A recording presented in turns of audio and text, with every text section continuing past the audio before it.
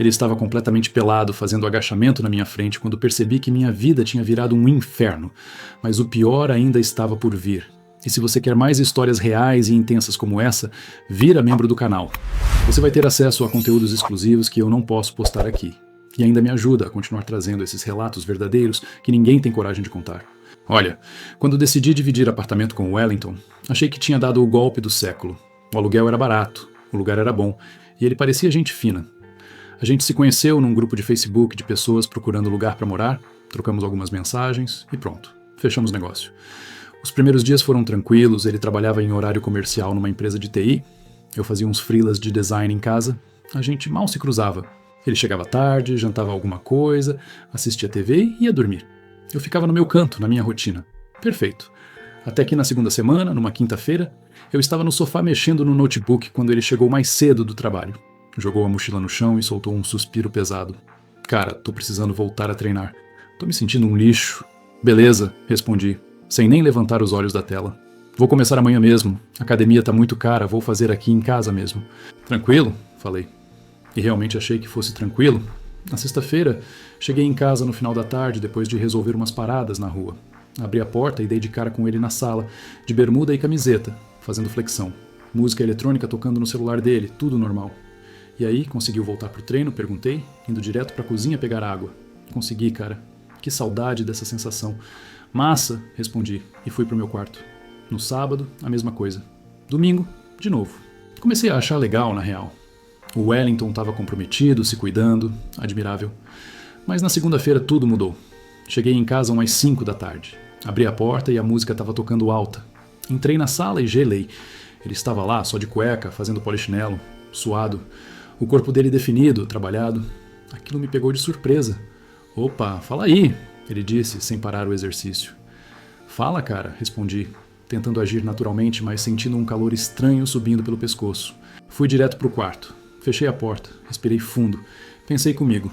Relaxa, o cara tá na casa dele. Tem direito de treinar como quiser. Deixa pra lá. Só que não deu pra deixar pra lá. Na terça, cheguei e ele tava de cueca de novo. Agachamento. As coxas dele tensionadas, a respiração pesada. Acenei rapidinho e corri pro quarto. Na quarta, mais uma vez. Só que dessa vez, quando abri a porta, ele tava completamente nu, pelado, fazendo prancha no meio da sala. Meu cérebro travou por 2 segundos. Engoli seco. Tentei desviar o olhar, mas meus olhos teimavam em voltar.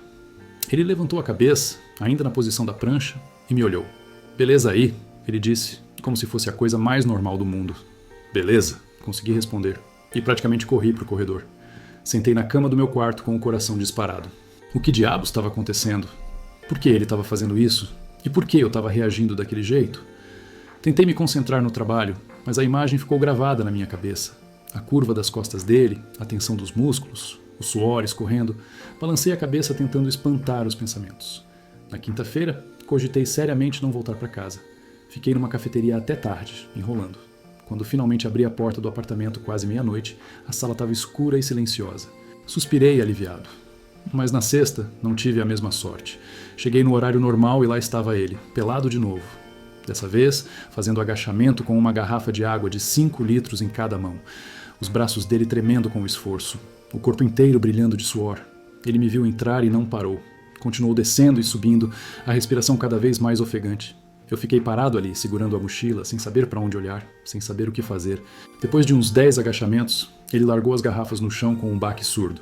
Ficou de pé, as mãos na cintura, recuperando o fôlego, e me olhou direto nos olhos. Incomoda você? Ele perguntou. A voz dele era calma, mas tinha alguma coisa ali. Uma provocação? Um teste? Não sei. Não, mano, é teu espaço. Menti. Ele sorriu de canto. Um sorriso que me deixou ainda mais confuso. Que bom, porque eu treino melhor assim. Me sinto mais livre, sabe? Entendo, foi tudo que consegui dizer.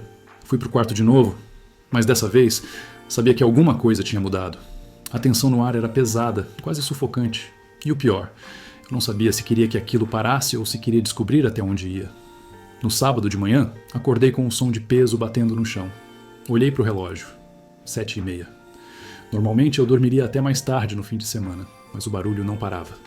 Levantei da cama, vesti uma bermuda e abri a porta do quarto devagar. A sala estava inundada de luz natural. E lá estava o Wellington, completamente nu de novo, fazendo levantamento terra com as garrafas improvisadas. Bom dia, ele disse, sem parar o movimento. Bom dia, respondi, a voz ainda rouca de sono. Café tá pronto ali na cozinha, se quiser. Valeu. Fui até a cozinha, mas para chegar lá eu tinha que passar pela sala, passar por ele. Tentei focar no chão, nas paredes, em qualquer coisa, mas era impossível não sentir a presença dele ocupando todo aquele espaço. Peguei uma xícara de café e voltei para o quarto rápido. Fechei a porta e encostei nela, o coração acelerado de novo. Aquilo estava ficando insustentável. Passei o resto do dia evitando sair do quarto. Pedi comida por aplicativo, fingi que estava trabalhando, mas minha cabeça não parava. Pensava nele ali do outro lado da parede. Pensava na desenvoltura dele, na confiança.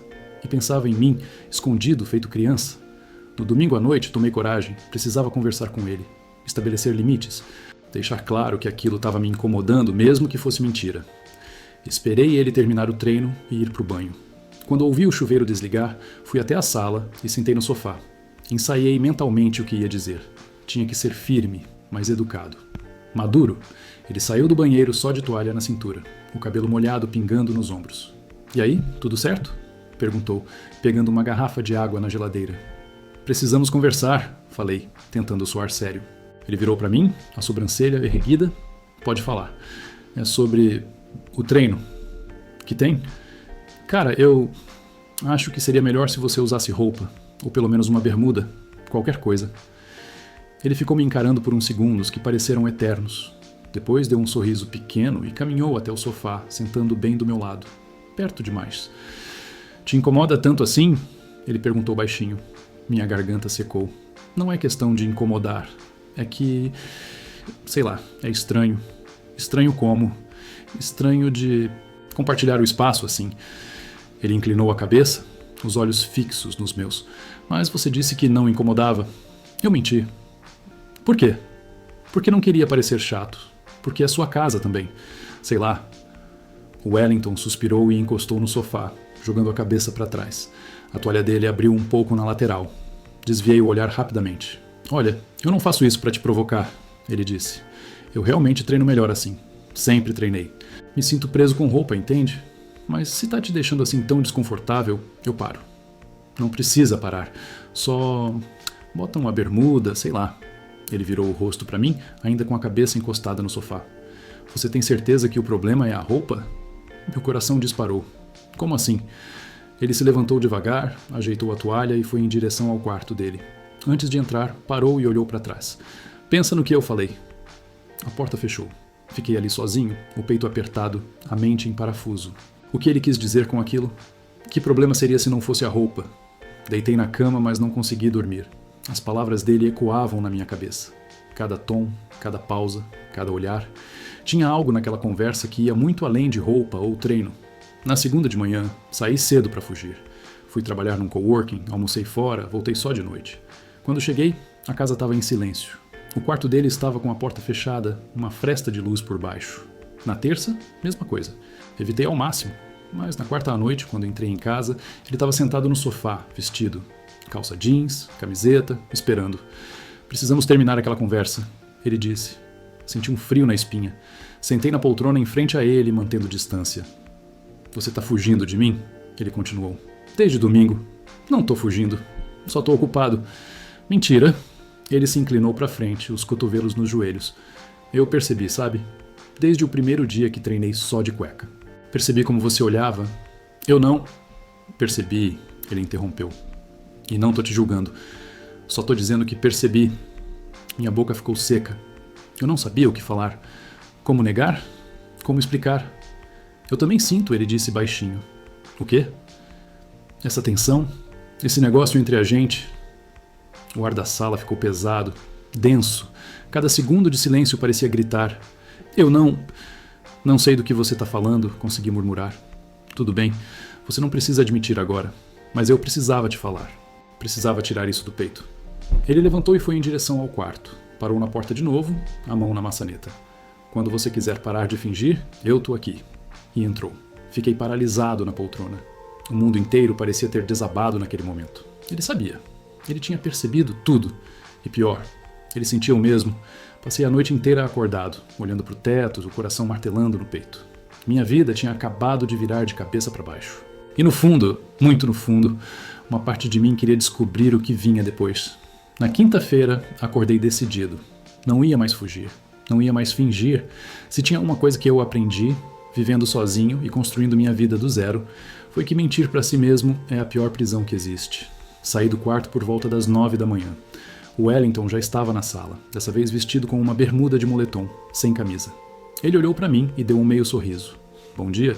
Bom dia, respondi, e fui direto ao ponto. A gente precisa conversar de verdade. Ele desligou o celular e se sentou no sofá, batendo a mão no lugar ao lado dele. Senta aqui? Sentei, mas mantive uma distância segura. Respirei fundo. Você tem razão. Sobretudo. Eu percebi sim e fugi porque não sabia lidar. Nunca soube lidar com isso. Com o quê? Com sentir atração por outro homem. As palavras saíram pesadas, carregadas de anos de negação. O Wellington ficou quieto, esperando eu continuar. Eu sempre escondi, sempre fingi que não existia. Namorei meninas, tentei ser o que todo mundo esperava. Mas no fundo eu sabia, sempre soube. Ele assentiu devagar. E agora? Agora eu tô cansado de fingir. Mas também tô com medo. Medo de quê? De estragar tudo. De complicar nossa convivência, de me arrepender. O Wellington se aproximou um pouco, os olhos fixos nos meus. Olha, eu não vou te forçar a nada, mas também não vou fingir que não sinto nada. Desde que você entrou pela primeira vez nesse apartamento, eu senti alguma coisa. E quando percebi que você também sentia, resolvi não esconder mais. Por isso você treinava daquele jeito? Ele deu um sorrisinho torto. Em parte sim, queria ver sua reação. Queria saber se eu estava enganado ou não. Você é maluco, sabia? Talvez, mas funcionou. Ficamos em silêncio por alguns segundos. A tensão ainda estava ali, mas diferente. Mais leve, mais honesta. E agora? Eu perguntei. Agora você decide. Quer tentar ou quer que a gente volte a ser só colegas de apartamento? Meu coração acelerou. A parte racional do meu cérebro gritava para eu recuar, para eu manter distância, para eu não complicar. Mas outra parte, aquela que eu tinha sufocado a vida inteira, queria descobrir. Eu quero tentar, falei baixinho. Ele sorriu. Tem certeza? Não, mas vou fazer mesmo assim. O Wellington esticou a mão e segurou a minha. O toque foi elétrico, simples, mas carregado de significado. A gente vai no nosso tempo, ele disse, sem pressão, sem pressa. Ok, naquele dia não aconteceu nada além disso. A gente ficou conversando por horas, sobre a vida, sobre medos, sobre as máscaras que a gente usava lá fora. Ele me contou que já tinha aceitado a própria sexualidade há anos, mas que também escondia no trabalho, na família, em vários lugares. Eu contei sobre a minha criação rígida, sobre as expectativas que sempre pesaram sobre mim. Foi libertador. Pela primeira vez na vida, eu estava sendo completamente honesto com alguém. E comigo mesmo. Os dias seguintes foram estranhos, mas bons. A gente testou os limites devagar. Um toque aqui, um olhar ali. Assistimos filme juntos no sofá, sentados mais perto do que antes. Jantamos juntos em vez de cada um no seu canto. 2 semanas depois, num sábado à noite, a gente estava vendo um filme quando ele encostou a cabeça no meu ombro. Meu corpo inteiro ficou tenso por um segundo, mas depois relaxei. Passei o braço em volta dele. E ficamos assim até o filme acabar. Naquela noite, pela primeira vez, eu dormi em paz, sem culpa, sem medo. Mas a vida, como sempre, não deixa as coisas fáceis. 3 semanas depois, num domingo de manhã, o Wellington recebeu uma ligação. Escutei ele falando no quarto dele, o tom de voz sério.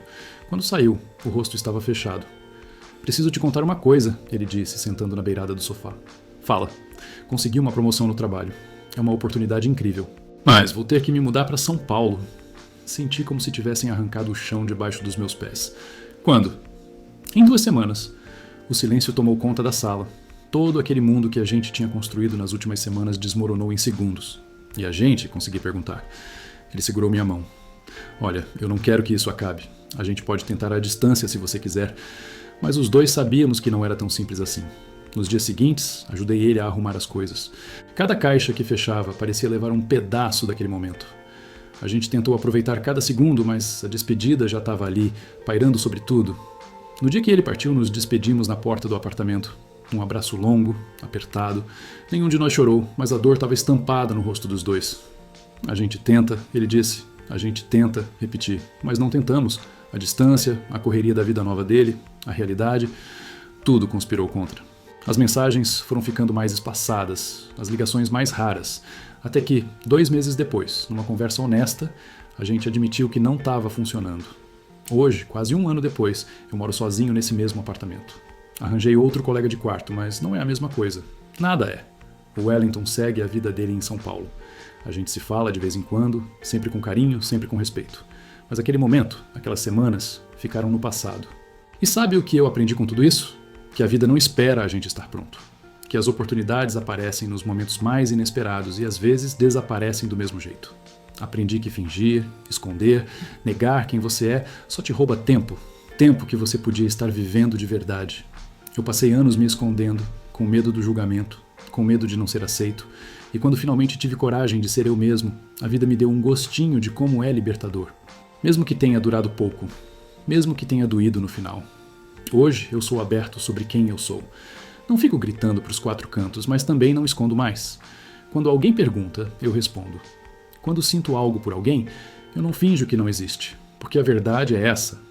A vida é curta demais para você viver a versão que os outros querem, e é longa demais para você viver mentindo para si mesmo. O Wellington me ensinou isso. Naqueles treinos, naquelas conversas, naquele abraço de despedida. Ele me ensinou que coragem não é não ter medo. Coragem é ter medo e fazer mesmo assim. Então, se você tá aí do outro lado, escondendo quem você é, fingindo ser outra pessoa, sufocando seus sentimentos, para. Só para. Não vale a pena. Você merece viver sua verdade, você merece ser livre. E se isso custar algumas amizades, alguns julgamentos, algumas portas fechadas, ainda assim vale a pena, porque a porta que se abre é a sua própria. E não existe liberdade maior do que essa. E se essa história te tocou de alguma forma, se inscreve no canal e vira membro. Tem muito mais relatos reais, muito mais histórias que podem te ajudar a entender seus próprios sentimentos. A gente precisa falar sobre essas coisas. A gente precisa parar de fingir que não existem. Até a próxima. E lembra, seja você mesmo. Sempre.